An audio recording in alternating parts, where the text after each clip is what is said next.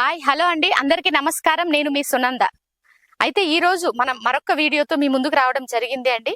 అదే మన నిమ్మ లేక బత్తాయి లేదా సిట్రస్ జాతి మొక్కలు అన్ని సాగు విధానాలు, సిట్రస్ జాతి ఆ సిట్రస్ జాతి పంటలు సాగు విధానాల గురించి ఎక్కువగా నన్ను అడగడం జరుగుతా ఉంది. బత్తాయి తోటల సాగు విధానాల గురించి చాలా మంది అడుగుతా ఉన్నారు. అయితే మన దాంట్లో బత్తాయి అంత ఎక్కువ లేదు, బట్ మీకు నిమ్మ మొక్కలు చూపించి చెప్పడం జరుగుతా ఉంది. నిమ్మ, బత్తాయి, అదేవిధంగా మీకు పంపర పనస ఇవన్నీ కూడా ఆల్మోస్ట్ ఒకే జాతికి సంబంధించినవి. కాబట్టి మనకు ఈ యొక్క నిమ్మ మొక్కలు సాగు చేసుకోవాలంటే మనకు ఎలాంటి భూములు కావాలి అంటే ఎర్ర నేలలు లేదా నల్ల నేలలైనా కానీ అనుకూలంగా ఉంటాయి. అయితే మనకు నీళ్లు నిల్వ ఉండనటువంటి నేలలు చాలా అనుకూలమైనవి. అదే విధంగా కింద రాతి పొర లేనటువంటి నేలలు అయితే చాలా మంచివి. కింద రాతి పొర ఉన్న నేలలు అయితే మనకు బత్తాయి కానీ అవి కానీ కొన్ని రోజుల తర్వాత మొక్క చనిపోవడం అన్నది మీరు గమనించవచ్చు.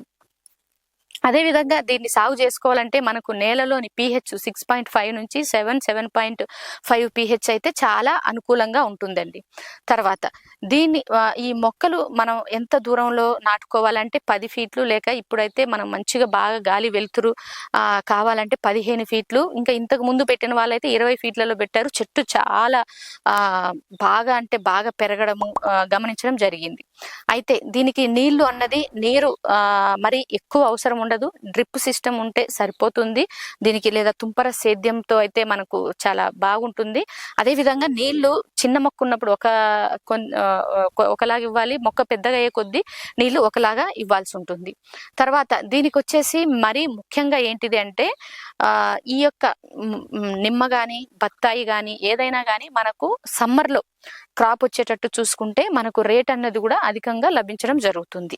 తర్వాత మనకు ఇది 2-3 పంటలు వస్తాయి కాబట్టి సంవత్సరానికి 2 పంటలు అలా రావడం జరుగుతుంది. కాబట్టి పంట ఎక్కువగా తీసుకోవాలంటే మనం ఆ మొక్కలకి చాలా బలాన్ని ఇవ్వాలి. ఎందుకు అంటే దాని నుంచి అంత దిగుబడి మనం తీసుకోవాలంటే, అంత దిగుబడి ఇవ్వడానికి దానికి కావలసినటువంటి పోషకాలు ఇచ్చినట్లయితేనే మనం అంత దిగుబడిని మనం ఆశించవచ్చు. అదే మనం దానికి అంత పోషకాలు బలం ఇవ్వకుండా మనకి ఇంత దిగుబడి కావాలి, ఒక చెట్టుకు నాకు 200-300 కిలోలు కావాలి అంటే అది ఎలా సాధ్యమవుతుందండి? కాబట్టి మనిషి ఏ విధంగా అయితే మనం ఉంటామో మొక్క కూడా అంతే అండి. మొక్క దానికి కావలసినటువంటి మంచి వాతావరణాన్ని, ఆ వేర్లకు కావలసినటువంటి ఆ నీళ్లను, ఆ యొక్క ఎరువుల్ని, ఆ యొక్క సూక్ష్మ జీవుల పోషకాలని వాటన్నిటిని ఇచ్చినట్లయితే, సూక్ష్మ పోషకాలు దాంతోపాటు సూక్ష్మజీవులు ఉండడానికి, సూక్ష్మజీవులు ఉండి ఆ పోషకాలను తీసుకునేటట్టు వాటిని సూక్ష్మజీవుల్ని ఇవ్వాలి. అదే విధంగా సూక్ష్మజీవులకి నివసించడానికి కావలసినటువంటి ఆ యొక్క వాతావరణాన్ని క్రియేట్ చేయాలి. అదే విధంగా సూక్ష్మజీవులు తీసుకోవడానికి ఆ ఫుడ్ని, సేంద్రియ పదార్థాన్ని, సేంద్రియ కర్బనాన్ని మనం అక్కడ ఇచ్చినట్లయితే మాత్రమే మనకు మంచి దిగుబడి అన్నది తీసుకోవడం జరుగుతుంది. అయితే మేము మా తోటలో గమనించిన విషయాలు ఏంటిది అంటే, మొదటిగా నేను వచ్చినప్పుడు ఇక్కడ అంతా కూడా అండి నిమ్మ మొక్కలకి సిట్రస్ క్యాంకర్, అదే గజ్జి తెగులు అంటారు కదా, అది ఎక్కువగా ఉండే. ప్రతి కొమ్మకు స్టార్టింగ్ నుంచి ఆకు వరకు అది గమనించడం జరిగాను. సో మెల్లమెల్లగా ప్రాక్టీసెస్ అన్ని మారుస్తూ, అబ్జర్వేషన్ చేస్తూ, ఏంటిది ఏది ఇస్తే ఎట్లా అవుతుంది అన్నది గమనించుకుంటూ రావడం వల్ల ఏంటిది అంటే, ఇప్పుడు ఆకులకు ఎక్కడా గాని, లేత కొమ్మలకి గాని, కొత్తగా వచ్చే కొమ్మలకు గాని, ఆకులకు గాని, కాయకు గాని ఒక్క మచ్చ కూడా లేదు. ఆ క్యాంకర్ తెగులు అన్నదే లేదన్నట్టు. సో ఇది చూసిన తర్వాత నాకు చాలా సంతోషం అనిపించింది. అదే విధంగా మొక్క పెరుగుదల, డైబ్యాక్ అంటే మీకు ఎండుకొమ్మ తెగులు, దాన్ని కూడా చాలా క్లియర్ గా బాగా నివారించడం జరిగింది. మనకు డిసీజ్ లేదు, ఎండుకొమ్మ తెగులు లేదు, సిట్రస్ క్యాంకర్ లేదు. మొక్క పెరుగుదల, పచ్చదనము, కాయ సైజు అవన్నీ కూడా చాలా క్లియర్ గా బాగా ఉన్నాయి. అంటే చాలా అసలు చెప్పలేము, డబుల్ ద గ్రోత్ అని చెప్పొచ్చు. అంత గ్రోత్ గమనించడం జరిగింది. ఎందుకు ఇలా గ్రోత్ ఇంత సాధ్యమైంది, దేనివల్ల అని మనం మళ్ళా గో బ్యాక్ అంటే వెనక్కి వెళ్ళి చూసుకుంటే, మనం దానికి ఏం పోషకాలు ఇచ్చాం ఏమి అంటే ఏమీ లేదు. అన్ని చెట్లకు లాగే దానికి ఇవ్వడం జరిగింది. అదే అండి మీకు ఎప్పటి నుంచో చెప్తా ఉన్నాం కదా, మనం తయారు చేసుకున్నటువంటి ఆ యొక్క super duper biochar form yard manure అన్నది దానికి ఇవ్వడం జరిగింది. అన్ని మొక్కలకు లాగే దానికి ఇచ్చాం, అంతేగాని దానికి ప్రత్యేక చర్యలు తీసుకోలేదు ఏవి కూడా. సో ఆ ఎరువులు ఇచ్చిన ఒక 2 నెలల తర్వాత నుంచి చూస్తే అసలు ఎలా అంటే భూమ్ అని గ్రో వచ్చేసింది అన్నట్టు. సో అప్పుడు నాకు అర్థమైంది, సో మొక్కకు ఏంటి ఏంటిది అంటే మనం దాని నుంచి ఆశించాలంటే దానికి కావాల్సినటువంటి పోషకాలతో కూడినటువంటి ఎరువులు ఇవ్వాలి. ఎరువు అంటే ఉట్టి ఎరువు కాదు. ఉట్టి పేడెరువులో మనకు ఎన్పికేలు మాత్రమే ఉంటాయి, అవి కూడా తక్కువ పర్సెంటేజ్లో ఉంటాయి. అదేవిధంగా గొర్రె ఎరువులో కొంచెం ఎక్కువ పోషకాలతో కూడింది ఉంటాయి. అదే విధంగా మీకు కోలెరువులు అయితే నైట్రోజన్, ఫాస్ఫరస్, పొటాషియం అవన్నీ కూడా ఇంకొక కొంచెం అధిక మోతాదులో ఉంటాయి. దాంతో పాటు మనం bio fertilisers, NPK, bacteria, bio enzymes, తర్వాత దాంట్లో బయో చారు అంటే చార్కోల్, బొగ్గు, అదే విధంగా మనం ఈ యొక్క ఏమంటారు ఉనక, వరి పొట్టు ఇలాంటివి ఇవన్నీ కలిపి అదే విధంగా దాంట్లో ఆయిల్ కేక్స్, అదే విధంగా దాంట్లో మనం కొత్త మట్టి ఇవన్నీ వేసి కలిపి ఇవ్వడం వల్ల ఏమైతుంది అంటే సూక్ష్మజీవులు ఆక్సిడైజ్ చేసి రిలీజ్ చేయడానికి పోషకాలు ఇవన్నీ ఉంటాయి కాబట్టి మొక్క వేసినప్పటి నుంచి మొక్కకు అన్ని లభిస్తూ ఉంటాయి కాబట్టి మొక్క అంత గ్రోత్ అంతది.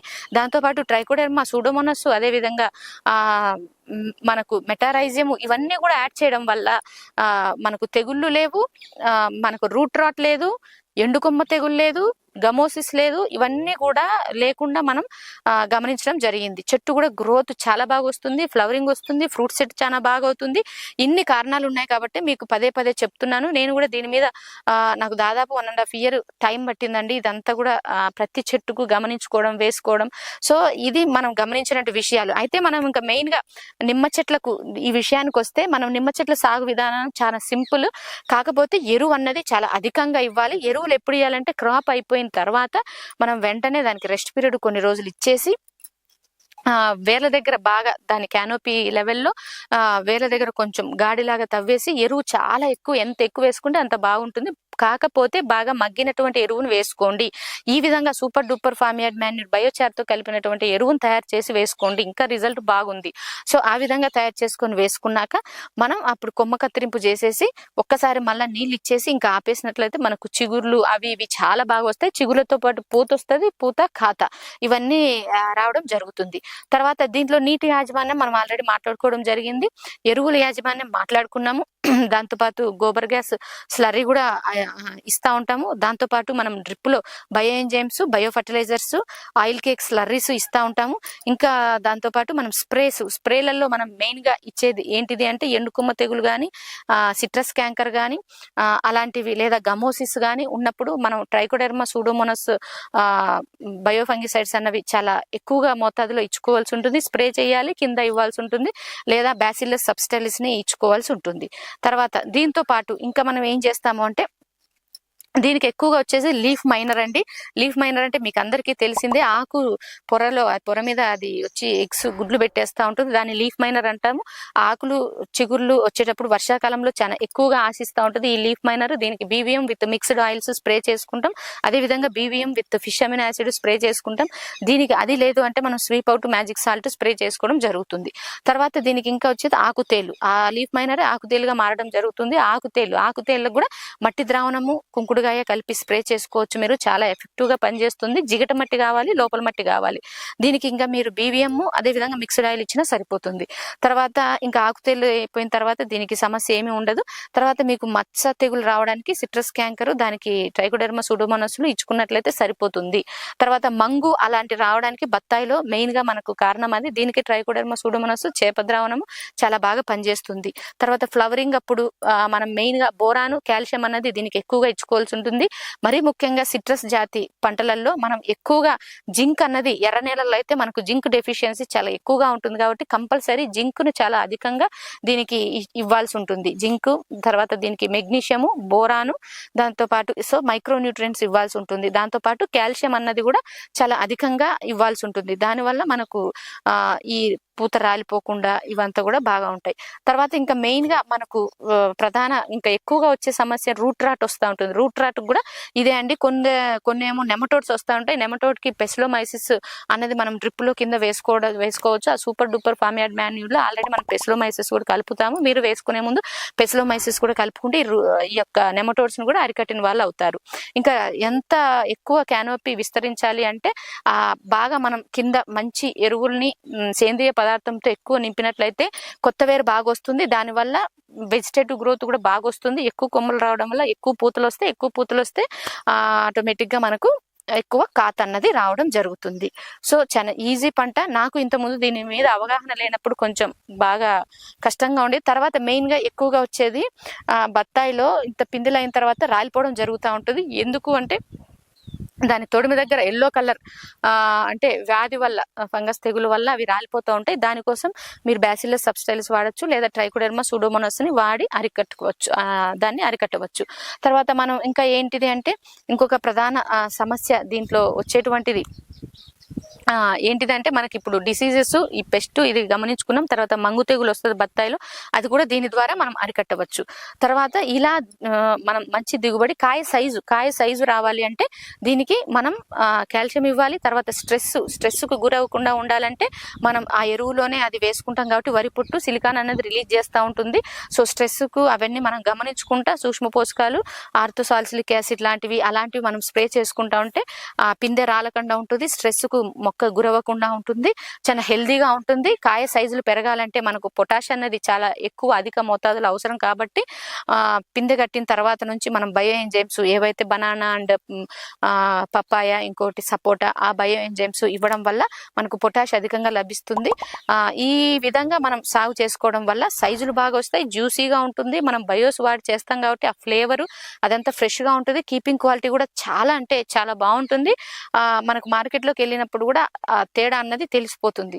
సో కెమికల్ తో వేసి పండించిన దానికన్నా మన ఈ విధంగా పండించిన అటువంటి క్రాప్ కి ₹1 ఎక్కువ కూడా రావడం జరుగుతుంది. కాబట్టి మీరందరూ కూడా ఈ విధంగా మీ యొక్క నిమ్మ తోటల్ని సాగు చేసుకొని, నిమ్మ బత్తాయి తోటని సాగు చేసుకొని అధిక దిగుబడులు తీసుకొని అధిక లాభం పొందగలరని ఆశిస్తూ ఉన్నాను. Thank you. మా సేంద్రియ వ్యవసాయ పద్ధతులు మీకు నచ్చినట్లయితే లైక్ చేయండి, షేర్ చేయండి. ప్రతి ఒక్కరం సేంద్రియం వైపు బాటలు వేద్దాం. Thank you.